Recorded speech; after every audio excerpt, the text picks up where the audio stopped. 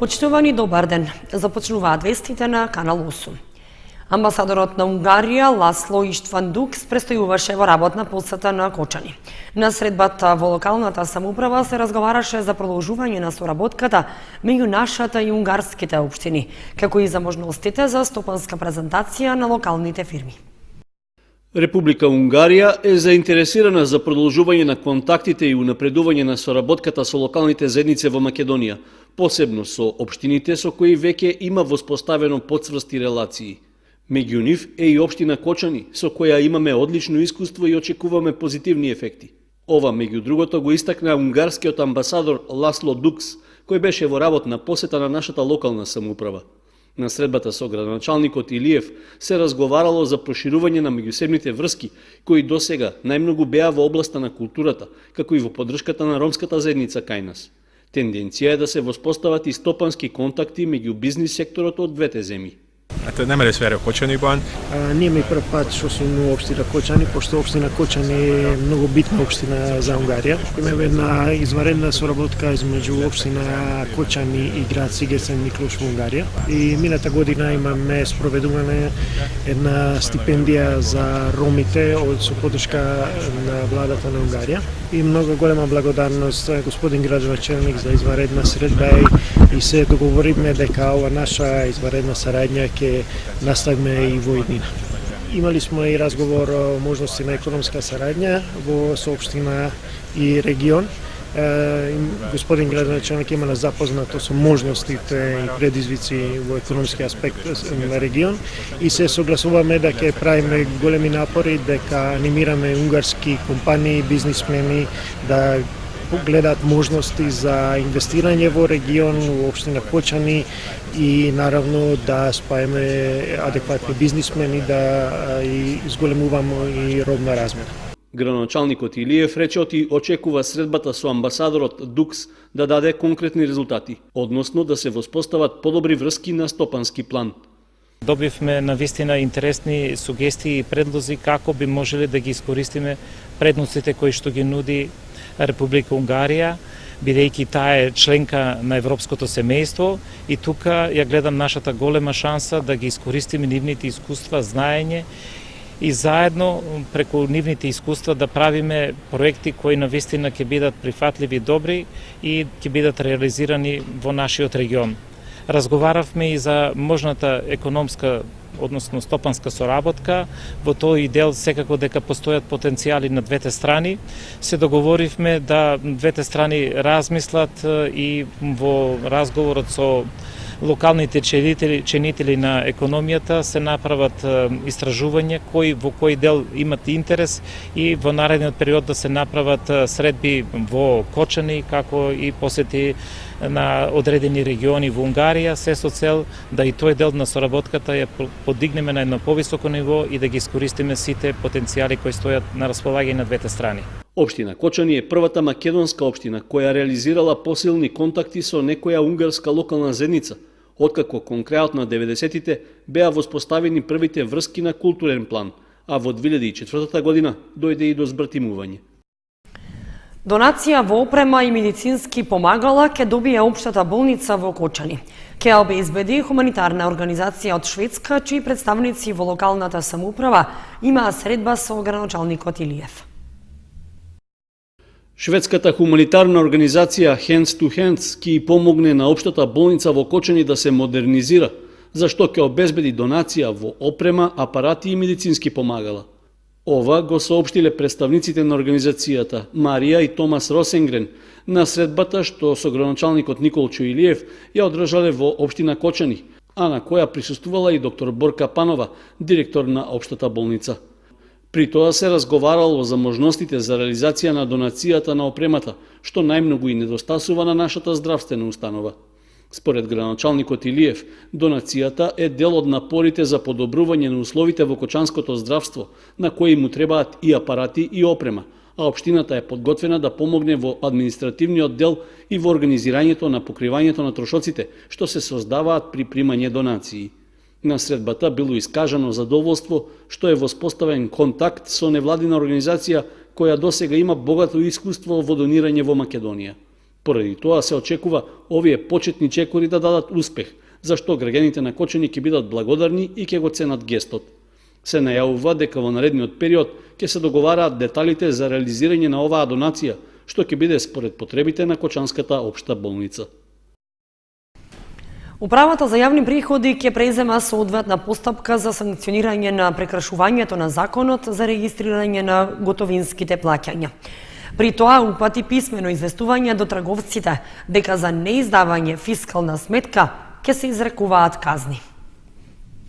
Во согласност со измените и дополнувањата на Законот за регистрирање на готовинските плаќања, Управата за јавни приходи издаде нова верзија на брошурата Фискализација и регистрирање на готовинските плаќања за 2018 година. Брошурата, нагласуваат од управата, е наменета за да обезбеди насоки за даночниот обврзник како да воведе фискален апарат, но представува и водич како да се разрешат проблемите со кои се среќаваат даночните обврзници во практика, а што се однесуваат на фискализацијата и издавањето фискални сметки. При тоа се нагласува оти со најновите измени на законот предвидени се олеснување на казнената политика во делот на фискализацијата. Тоа значи дека кога Управата за јавни приходи ќе изрече глоба за непоседување фискален апарат, на даночниот обврзник му се овозможува да продолжи со работа пред да истече времената забрана за вршење на дејност, и тоа само доколку набави фискален апарат и доколку претходно поднесе барање со доказ дека уредот е набавен, а глобата е платена. Исто така, кога Управата за јавни приходи ќе изрече забрана за вршење на дејност во деловната просторија поради неиздавање фискални сметки за извршениот промет или за извршената услуга, на даночниот обврзник ќе му се овозможи да продолжи со работа пред истекот на времената забрана за вршење на дејност, ако ја плати глобата. Во тој случај, управата ќе го отпечати деловниот простор и ќе му дозволи на обврзникот да продолжи со работење. Исто така, од Управата за јавни приходи апелираат даночните обврзници кои вршат промет на стока и услуги, за кои плаќањето се врши во готово, дека задолжително треба да издаваат фискални сметки на потрошувачите, за да се избегне изрекувањето казни. При тоа се најавува спроведување засилен мониторинг на готовинскиот промет на терен во делот на фискализацијата.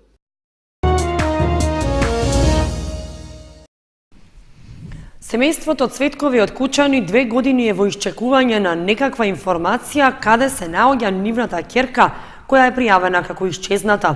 Од полицијата им рекле дека се уште се работи на случајот, но останува непознато како тече истрагата и дали има сознанија каде се наоѓа исчезнатата која има малолетна ќерка и сопруг. Веќе 2 години трае неизвестноста на Ленче и Никола Цветкови од Кочани кои очекуваат информации каде е нивната ќерка, која беше пријавена за исчезната. Кон крајот на декември 2015-та, тие за последен пат ја виделе тогаш 33 годишната Марина, а на 3 дена пред новата 2016 година изгубиле секаков контакт со неа. Исчезнувањето во полициската станица во Штип, каде што била мажена, го пријавил незиниот сопруг, откако извесен период не се вратила дома. Очекувањето дека ќе дојдат до официјална потврда каде се наоѓа ќерка им не им дава мир, а времето поминува без сознание дали повторно ќе ја видат. Се надеваат дека Марина е жива, поради што бараат надлежните органи да ја интензивираат потрагата. И после 700 кусор дена немаме никакви резултати. Ниту информации. Само се кажува дека се работи на случајава, резултати нема никакви. Но мене се јави и рече дека за нова година ќе дојде на гости. Меѓутоа тоа не се случи. Малолетната ќерка на Марина живее со таткото во Штип, а 2 пати месечно се гледа и со своите баба и дедо во Кочани. Цветкови не губат надеж, оти еден ден семејството ќе го видат заедно. Јас сум цврсто убедена дека она е жива. Некој стое позади тоа, само не знам кој. А она е жива. Осеќам го тоа тука, иако срцето ми е празно. Може некој негде да види било каква информација да добиеме. Оди 2 години живеам во агонија. Како што одминува времето и се потешко ја издржува неизвестноста, кај Цветкова секој телефонски повик што ќе го добие буди надеж оти ќе слушне добра вест за својата ќерка. Затоа бара информација од кого било, за да може конечно да го прекине исчекувањето и да најде душевен мир. Центарот за култура Бели Мугри слави 50 години постоење. По тој повод започнува со активноста представување на роднокрајни автори, кои што со своето творештво дале придонес во развојот на оваа установа. Среда, 31 јануари е закажано представувањето на творештвото на роднокрајниот автор Атанас Георгиев. Со представување на роднокрајни автори и со други активности, Центарот за култура Бели Мугри ќе го одбележи големиот јубилеј, половина век постоење. По повод одбележување на 50 годишнината од основањето на институцијата, книжевно-издавачката дејност при установата подготви проект под наслов Поезијата, повод и причина. Истиот ќе се одвива етапно во текот на целата година, која ќе бидат представувани роднокрајни автори. Целта на овој проект е да оддадеме почит за придонесот на творештвото на роднокрајните автори, кои во текот на овие 5 децении создале вистинско културно творештво и културно наследство за следните генерации, за кое вреди да се подсетиме. Токму затоа, со творештвото на еден од роднокрајните автори, ја започнуваме јубилејната година. Настанот е закажан за 31 јануари во 18 часот во просториите на Центарот за култура. Првиот автор е роднокрајниот писател и музичар Атанас Георгиев. За неговото творештво ќе говори негова колешка, поетесата Славица Цветкова. Во текот на годината Центарот за култура Бели Мугри ќе продолжи со представување на книжевни портрети на останати роднокрајни автори, кои што со своето творештво дале придонес во развојот на оваа установа, но и на кочанската културна книжевна сцена.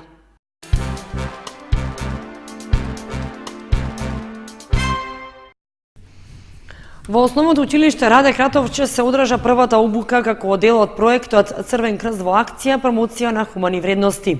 Во наредните 2 недели ќе следуваат уште 2 работилници, а целта на проектот е вклучување на младите со различна етничка припадност во заеднички проекти за изградба на взаемното разбирање, толеранцијата и културата на диалог. Во Кочани почнаа активностите како дел од проектот Црвен крст во акција промоција на хумани вредности. Волонтерите на Општинската организација на Црвениот крст денеска ја реализираа првата работилница или обука, која има за цел да ги обучи учениците кои што се учесници како да се подготви, имплементира и документира мал проект за помош на локалната заедница. Еднодневните ЦКПХВ обуки се реализираат на почетокот на циклусот, а во нив учествуваат по 30 младенци од секоја општинска организација на Црвениот крст. На овие обуки младенците добиваат сесии за дисеминација, за изработка на мали проекти и како да помогнат во нивната заедница.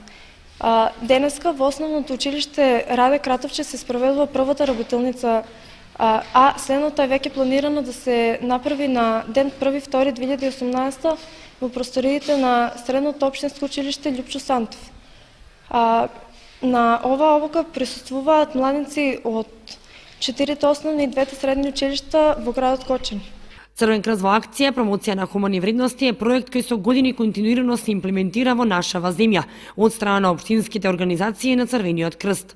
Главната цел на проектот е вклучување на младите со различна етничка припадност во заеднички проекти за изградба на взаемното разбирање, толеранција и култура на диалог. Мисијата на програмата е промовирање на културата на диалог како основен предуслов за создавање на интеркултурно општество и промовирање на активно знаење и активен однос кон животот преку принципите и вредностите на Црвениот крст. После оваа обука, младите волонтери се подготвени да ги стават своите новостекнати знаења во пракса. Подржани од нивните дисеминатори, тие почнуваат да ги реализираат своите мали проекти, во просек по 100 мали проекти по циклус за помош на локалните заедници во кои што живеат. Во текот на наредните 2 недели ќе се одржат уште 2 вакви обуки. Есенскиот план за житни култури во општина Виница надфрлен со 4,40% или од планираните 669 хектари, засејани се вкупно 698 хектари или 104,4%. На територијата на општина Виница најзастапени се житните култури на површина од 655 хектари, од кои 585 хектари кај индивидуалните земјоделци и 70 кај правните субјекти. Најголем дел е пченица на површина од 320 хектари и јачмен на површина од 280 хектари. Ршта е застапена на површина од 30 хектари. Индустријските култури зафаќаат само 10 хектари и тоа само кај индивидуалните земјоделци, додека градинарските и фуражните култури се застапени на површина од 2 хектари.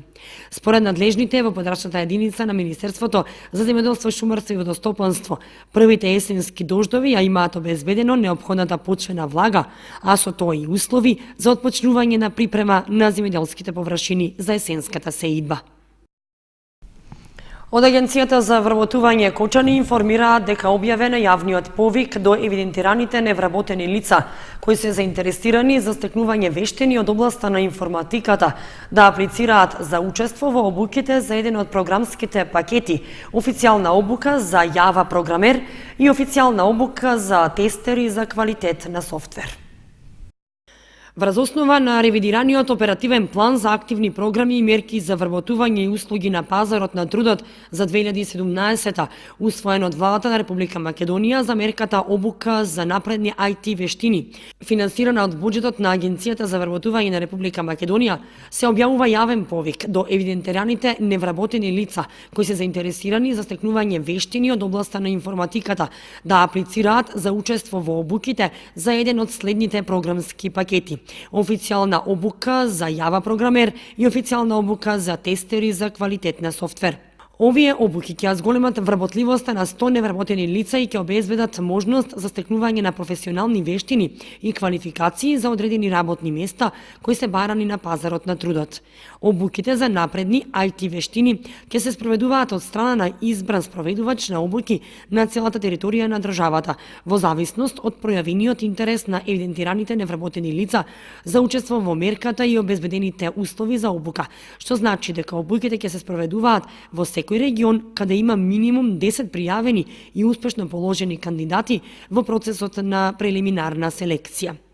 За учество во обука, кандидатот треба да ги исполнува следниве критериуми: да има завршено средно или високо образование, да биде на евиденцијата на невработени лица, да пополни изјава во рамки на сопствениот индивидуален план за вработување, дека сака да учествува во обуки за напредни IT вештини.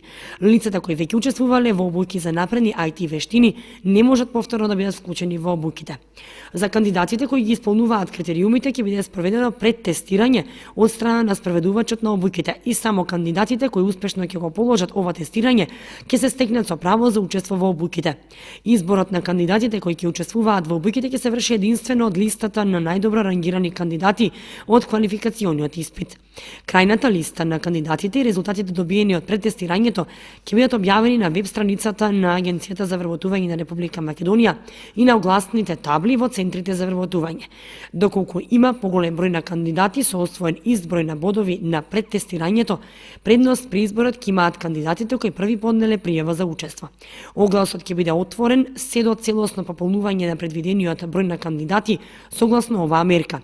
Од Агенцијата за вработување Кочани информираат дека обуките ќе се спроведуваат во период од 3 до 6 месеци од денот на формирање на конечните ранг листи, вклучувајќи настава со користење на официјална литература, подготовка на кандидатите за сертификација и спроведување на испити за стекнување со меѓународно признат сертификат. Со секој од избраните невработени лица за учество во обуките ќе биде подпишан договор. Учесниците во обуката кои ќе остварат минимум 70% присуство на обуката ќе добијат уверение за посетувана обука и ќе можат да полагаат испит за стекнување на меѓународно признат сертификат. Полагањето на испитот за стекнување на меѓународно признат сертификат ќе се спроведе во период од 3 месеци од завршување на обуките. На корисниците на социјална парична помош за време трајање на обуката ќе им биде активно правото на користење на социјална помош. Заинтересираните невработени лица информираат од Агенцијата за вработување во Кочани може да поднесат пријава за учество во Центарот за вработување, каде се евидентирани како невработени лица секој работен ден од 7:30 до 15:30 часот.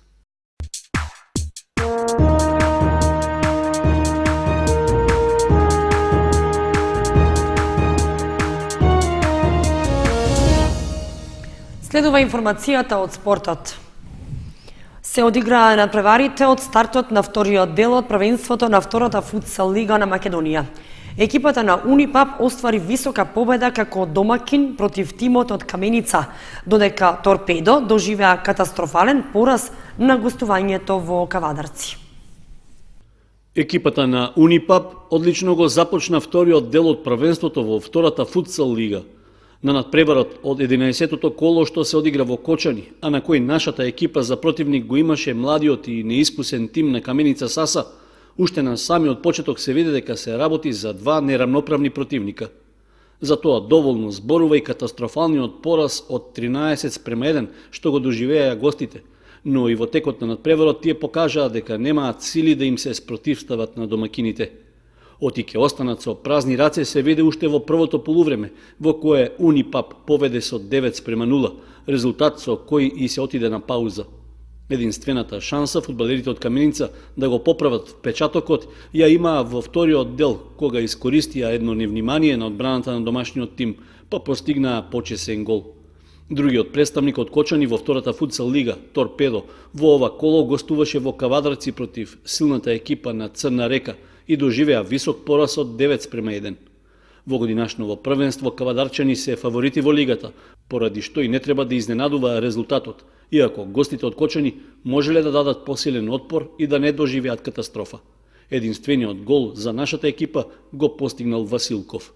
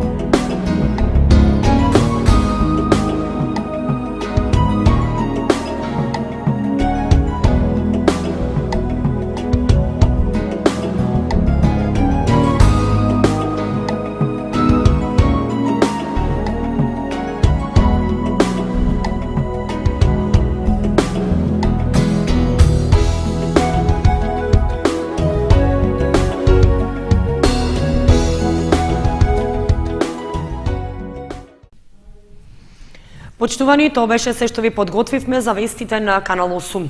Информациите ги имате и на нашата веб страница kanal8.mk. Довидување.